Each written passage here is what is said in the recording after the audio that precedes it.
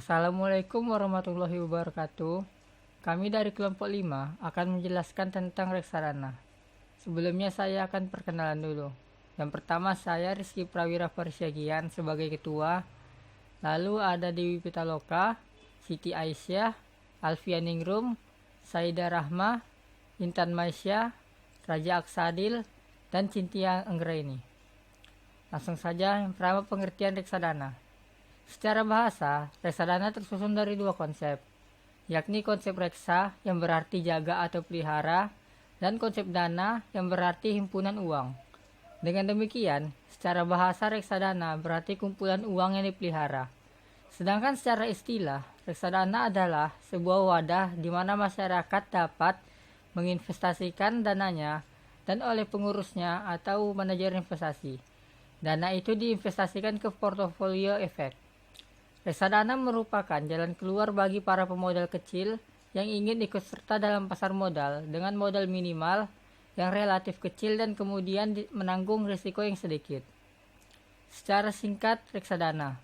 Reksadana pertama kali bernama Massachusetts Investor Trust yang diterbitkan tanggal 21 Maret 1924 yang hanya dalam waktu setahun telah memiliki sebanyak 200 investor reksadana dengan total aset senilai 392 US dollar. Pada tahun 1929, sewaktu bursa saham jatuh, maka pertumbuhan industri reksadana ini menjadi melambat. Menanggapi jatuhnya bursa, maka Kongres Amerika mengeluarkan Undang-Undang Surat Berharga 1933 atau Securities Act of 1933 dan Undang-Undang Bursa Saham 1993 atau Securities Exchange Act of 1993. Berdasarkan peraturan tersebut, maka reksadana wajib didaftarkan pada Securities and Exchange Commission atau biasa disebut SEC, yaitu sebuah komisi di Amerika yang menangani perdagangan, surat berharga, dan pasar modal. Selain itu pula, penerbit reksadana wajib untuk menyediakan prospektus yang memuat informasi guna terbukaan informasi reksadana, juga termasuk surat berharga yang menjadi objek kelolaan. Informasi mengenai manajer investasi yang menerbitkan reksadana. SEC juga terlibat dalam perancangan Undang-Undang Perusahaan Investasi tahun 1940 yang menjadi acuan bagi ketentuan-ketentuan yang wajib dipenuhi untuk setiap pendaftaran reksadana hingga hari ini. Dengan pulihnya kepercayaan pasar terhadap bursa saham, reksadana mulai tumbuh dan berkembang. Hingga akhir tahun 1960, diperkirakan telah ada sekitar 270 reksadana dengan dana kelolaan sebesar 48 triliun US dollar. Reksadana indeks pertama kali diperkenalkan pada tahun 1976 oleh John Bogle dengan nama First Index Investment Trust yang sekarang bernama Vanguard 500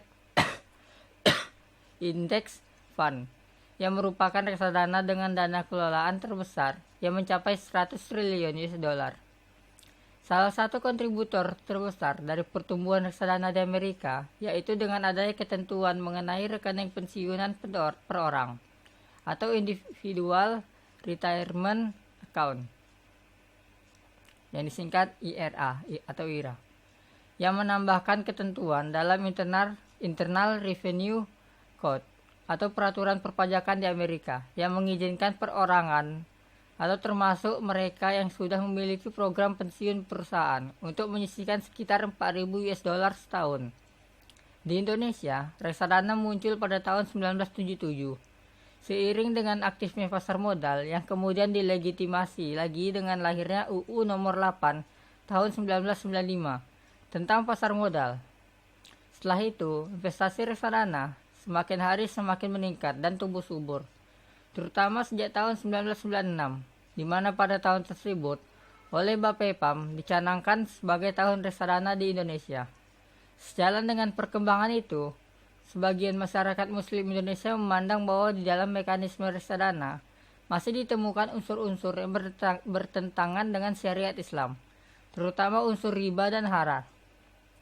Untuk mengantisipasi unsur-unsur tersebut, Dengan tetap umat Islam biasa menginvestasikan dana melalui reksadana yang mengacu pada prinsip-prinsip syariah yang kemudian menjelma menjadi reksadana syariah. Tujuan berdirinya adalah pada dasarnya reksadana syariah sama dengan reksadana konvensional yang bertujuan mengumpulkan dana dari masyarakat yang selanjutnya dikelola oleh manajer investasi untuk kemudian diinvestasikan pada instrumen-instrumen di pasar modal dan pasar uang. Instrumen itu seperti halnya saham, obligasi, deposito, sertifikat deposito, valuta asing, dan surat utang jangka pendek atau commercial paper. Reksadana syariah ini termasuk dalam kategori reksadana terbuka atau kontrak investasi kolektif. Selanjutnya akan dijelaskan oleh teman saya. Saya akan menjelaskan karakteristik reksadana. Berdasarkan karakteristiknya, maka reksadana dapat digolongkan sebagai berikut. 1. Reksadana terbuka. Reksadana terbuka adalah reksadana yang dapat dijual kembali kepada perusahaan manajemen investasi yang menerbitkan tanpa melalui mekanisme perdagangan di bursa efek. Harga jualnya biasanya sama dengan nilai aktiva bersihnya. Sebagian besar reksadana yang ada saat ini adalah merupakan reksadana terbuka. 2. Reksadana tertutup adalah reksadana yang tidak dapat dijual kembali kepada perusahaan manajemen investasi yang menerbitkannya. Unit pernyataan reksadana tertutup hanya dapat dijual kembali kepada investor lain melalui mekanisme perdagangan di bursa efek. Harga jualnya bisa di atas atau di bawah nilai aktiva bersihnya. Cara kerja reksadana adalah 1. Mengumpulkan dana dari para investor dengan menerbitkan saham yang dijual kepada investor. 2. Setelah dana terkumpul, reksadana akan menginvestasikannya pada surat berharga yang dianggap paling menguntungkan. 3.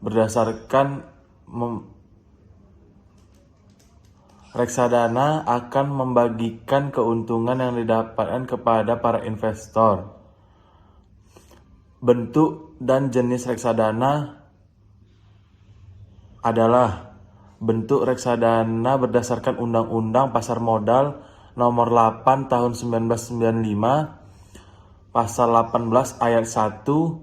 Bentuk hukum reksadana di Indonesia adalah 2, yakni reksadana berbentuk perseroan terbatas atau PT reksadana dan reksadana berbentuk kontrak investasi kolektif atau KIK.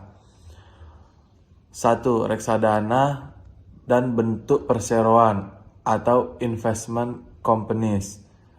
Suatu perusahaan atau perseroan terbatas yang dari sisi bentuk hukum tidak membeda dengan perusahaan lainnya. Perbedaan terletak pada jenis usaha, yaitu jenis usaha pengelolaan portofolio investasi. Reksadana dan berbentuk perseroan dibedakan berdasarkan sifat menjadi 2, yaitu reksadana terbuka dan reksadana tertutup. Adapun ciri reksadana berbentuk perseroan adalah 1. Badan hukum berbentuk PT. 2. Pengelolaan kekayaan reksadana didasarkan pada kontrak antar direksi perusahaan dengan manajer investasi yang ditunjuk. 3. Penyimpanan kekayaan reksadana berdasarkan pada kontrak antara manajer investasi dengan bank kustodian. Saya Saidah Rahman Nasrullah Pasaribu. NPM saya 1905160273. Di sini saya akan menjelaskan tentang jenis-jenis reksadana yang dapat dibedakan berdasarkan portofolio, yakni sebagai berikut. Yang pertama, reksadana pendapatan tetap, yaitu yang melakukan investasi sekurang-kurangnya 80% dari dana yang dikelola aktivanya dalam bentuk efek bersifat utang. Yang kedua, reksadana saham, yaitu yang melakukan investasi sekurang-kurangnya 80% dari dana yang dikelola aktifanya dalam bentuk efek bersifat ekuitas. Yang ketiga, reksadana campuran, yaitu yang mempunyai perbandingan target aset alokasi pada efek saham dan pendapatan tetap yang tidak dapat dikategorikan ke dalam ketiga reksadana lainnya. Yang keempat, reksadana pasar uang, yaitu reksadana yang investasinya ditanam dan pada efek bersifat hutang dan jatuh tempo yang kurang dari 1 tahun. Dan yang terakhir, reksadana indeks adalah reksadana yang potensi keuntungan dan kerugiannya sama dengan indeks tersebut. Dan selanjutnya akan dijelaskan oleh teman kami, Dewi Pitaloka. Perkenalkan, nama saya Dewi Pitaloka, NPM 1905160244. D. Manfaat dan resiko. Dan resiko investasi pada reksadana. Manfaat reksadana memberikan keuntungan bagi investor. Salah satunya adalah para pemodal atau pemegang reksadana tanpa harus memonitor aktivitas perdagangan saham.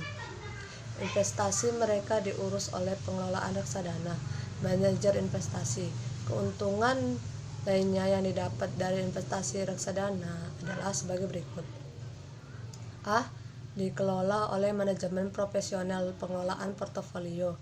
Suatu reksadana dilaksanakan oleh manajer investasi yang memang mengkhususkan keahliannya dalam hal pengelolaan dana. B. Diversifikasi investasi. Diversifikasi atau penyebaran investasi yang terwujud dalam portofolio akan mengurangi risiko, tapi tidak dapat menghilangkan karena dana atau kekayaan reksadana diinvestasikan pada berbagai jenis efek sehingga risikonya pun juga tersebar. C.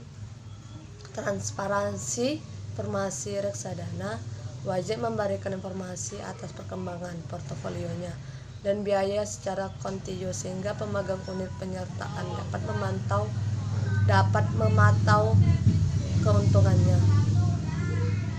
kebiaya dan risiko setiap saat. D.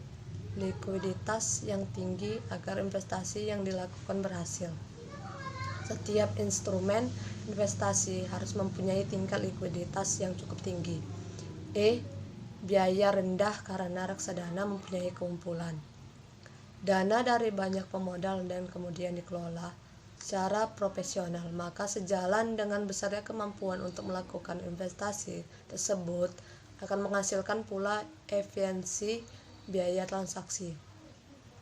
Resiko investasi. Resiko yang terkandung dalam setiap tipe reksadana besarnya berbeda-beda. Semakin tinggi return yang diharapkan, semakin tinggi pula risikonya. Beberapa risiko antara lain: A. Berkurangnya nilai unit penyertaan. Risiko ini dipengaruhi oleh turunnya harga dari efek yang menjadi bagian portofolio reksadana yang mengakibatkan menurunnya nilai unit penyertaan. B. Risiko likuiditas. Penjualan kembali atau redemption sebagian besar unit penyertaan oleh pemilik kepada manajer investasi secara bersamaan dapat menyulitkan manajer investasi dalam menyediakan uang tunai bagi pembayaran tersebut. C. Risiko politik dan ekonomi. Perubahan kebijakan di bidang politik dan ekonomi dapat mempengaruhi kinerja perusahaan. D. Perusahaan tidak dilindungi. Perlindungan terhadap aset reksadana dari risiko pencurian, kehilangan, penyalahgunaan sangat penting. E. Nilai aset perusahaan tidak bisa ditetapkan secara tepat sehingga NAV dari suatu saham reksadana tidak bisa dihitung dengan akurat. E. Manajemen perusahaan melibatkan orang-orang yang tidak jujur. G. Perusahaan reksadana dikelola menurut kepentingan dari pemegang saham tertentu. Selanjutnya akan dijelaskan pada teman saya.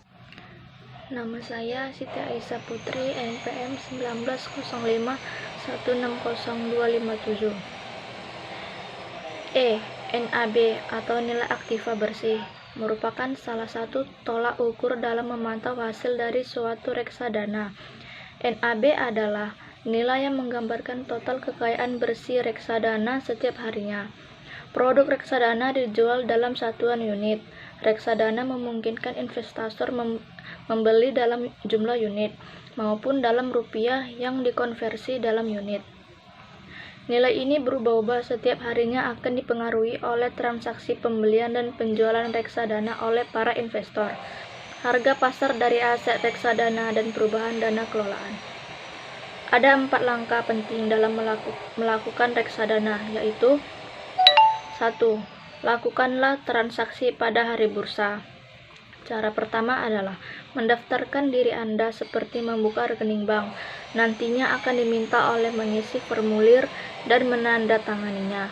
Menyiapkan berbagai persyaratan fotokopi dokumen yang sudah ditetapkan.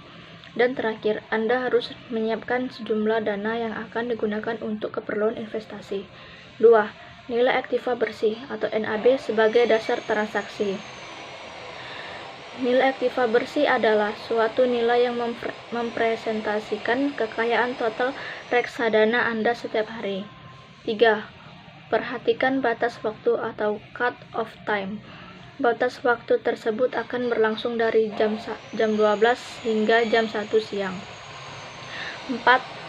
Dapatkan surat konfirmasi transaksi pembelian reksadana. Bila Anda sudah menyelesaikan transaksi, nantinya Anda akan dikirimkan surat konfirmasi pembelian transaksi reksadana yang sudah diterbitkan oleh bank kustodian setempat. Anda juga nantinya akan mendapatkan laporan perkembangan dana investasi setiap bulan. ETF atau Exchange Traded Fund adalah sebuah reksadana yang merupakan suatu inovasi dalam dunia industri reksadana yang sifatnya mirip dengan suatu perusahaan terbuka di mana unit penyertaannya dapat diperdagangkan di bursa. ETF ini lebih efisien daripada reksadana konvensional seperti yang kita kenal saat ini, di mana reksadana senantiasa menerbitkan unit penyertaan baru setiap harinya dan membeli kembali yang dijual oleh pemegang unit. Atau manajer investasi harus menjual surat berharga yang merupakan aset reksadana tersebut untuk memenuhi kewajibannya membeli unit penyertaan yang dijual. Sedangkan unit penyertaan ETF diperdagangkan langsung di bursa setiap hari atau menyerupai reksadana tertutup di mana tidak dapat dijual kembali kepada manajer investasi.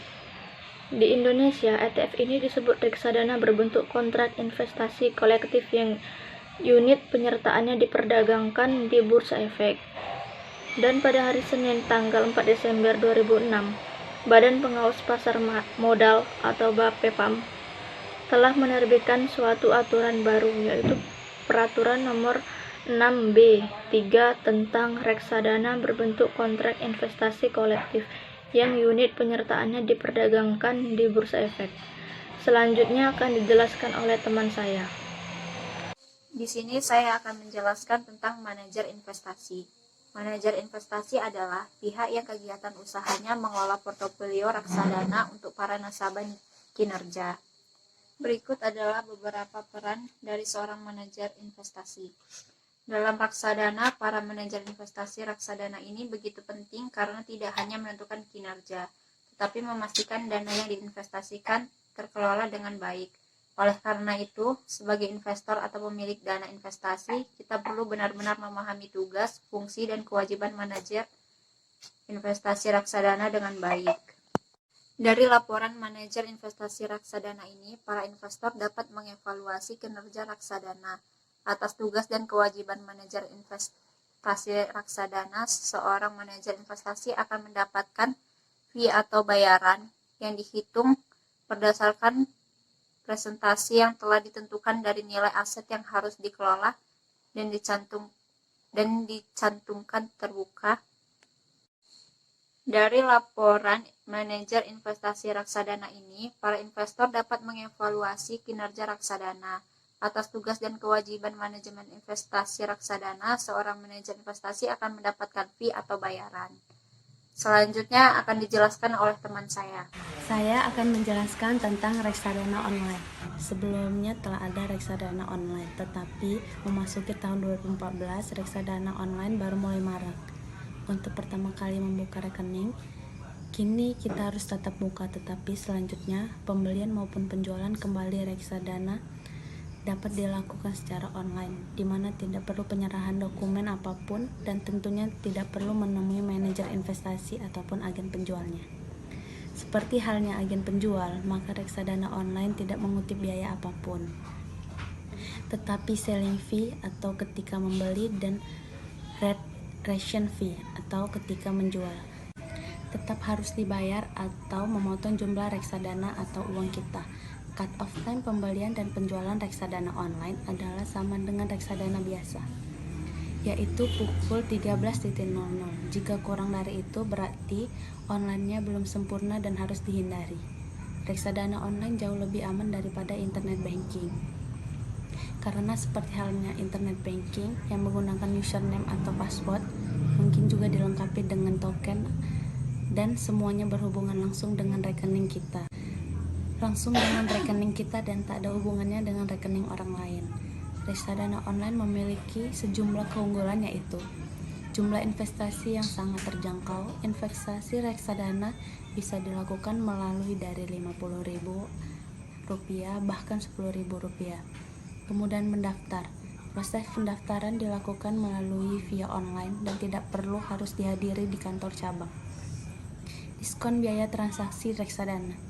Sejumlah platform reksadana online memberikan diskon atau bahkan gratis biaya investasi. Fitur analisis kinerja dan monitoring dan komprehensif. Salah satu keunggulan online adalah monitoring kinerja bisa dilakukan secara real time dengan berbagai alat analisis yang tersedia secara gratis. Kemudahan beli dan jual reksadana. Investor untuk melakukan pembelian dan penjualan reksadana cukup dilakukan via online dan tidak perlu hadir untuk melakukan tanda tangan basah. Fitur auto invest, yaitu nasabah bisa membuat proses investasi reksadana secara rutin dan secara otomatis sesuai jangka waktu dan jumlah investasi yang sudah ditentukan oleh nasabah. Fitur auto invest akan mendebit rekening nasabah untuk ditarik dan melakukan investasi reksadana secara otomatis. Dengan cara ini, proses investasi yang berkesinambungan bisa diharapkan secara lebih mudah. Beberapa platform reksadana online adalah 1. BMI Sekuritas Online Trading, 2. Indo Premier, 3. Bareksa, 4. Tanam Duit atau agen reksadana milik PT Star Market Capital, 5. Mandiri Sekuritas Online Trading, 6. Bukareksa atau agen reksadana milik Bukalapak, 7. Commonwealth Bank, 8. Reksadana Manulife, 9. Bibit. Selanjutnya akan dilanjutkan oleh teman saya. Nama saya Intan Maisa Nasution, NPM 1905-160769. Saya akan membahas tentang prospektus. Prospektus adalah setiap pernyataan yang dicetak atau informasi tertulis yang digunakan untuk penawaran umum reksadana dengan tujuan pemodal membeli unit penyertaan reksadana. Kecuali pernyataan atau informasi yang didasarkan peraturan OJK yang dinyatakan bukan sebagai prospektus. Di dalam prospektus, calon investor bisa membaca dan menganalisis sejumlah hal penting terkait pengelolaan reksadana, yaitu yang pertama adalah legalitas reksadana. Izin pembentukan dan dasar legalitas dari reksadana yang diperoleh dari regulator. Yang kedua adalah manajer investasi. Siapa pengelola reksadana termasuk background dan pengalamannya. Yang ketiga adalah bank kustodian. Pihak yang menyimpan harta reksadana dan uang nasabah agar dana nasabah tidak hilang atau dibawa lari. Yang keempat adalah jenis dan kebijakan investasi. Bagaimana uang investor di reksadana akan diinvestasikan oleh manajer investasi. Yang kelima adalah biaya reksadana. Apa saja biaya yang harus ditanggung oleh investor. Yang keenam, resiko yang dihadapi. Apa kemungkinan resiko yang dihadapi dalam investasi reksadana yang bisa menyebabkan nilai uang yang sudah ditempatkan di reksadana berkurang. Yang ketujuh adalah hak investor. Apa hak yang dimiliki investor yang wajib dipenuhi oleh pengelola reksadana. Lalu bentuk hukum reksadana. Menurut Undang-Undang Pasar Modal Nomor 8 Tahun 1995, Pasal 18 Ayat 1, bentuk hukum reksadana ada dua jenis, yaitu yang pertama adalah reksadana berbentuk perseroan atau PT reksadana. Perusahaan reksadana yang berbentuk pada perseroan mengumpulkan dana dengan cara menjual saham untuk kemudian diinvestasikan pada berbagai jenis efek yang tersedia. Yang kedua adalah reksadana berbentuk kontrak investasi kolektif atau KIK. Reksadana yang berbentuk KIK dapat mengumpulkan dana investor dengan cara menjual unit penyertaan, bukan saham. Lalu, kelebihan reksadana dan kekurangan reksadana. Kelebihan reksadana yang pertama adalah tidak membutuhkan dana besar, yang kedua mudah dibeli dan mudah ditebus, yang ketiga diawasi oleh OJK atau Otoritas Jasa Keuangan, yang keempat adalah terdapat banyak pilihan. Lalu kekurangan reksadana. Keuntungannya tidak dapat dijamin, termasuk investasi jangka panjang, biayanya masih termasuk tinggi, dan adanya risiko mengikuti pasar modal. Sekian penjelasan kami tentang reksadana.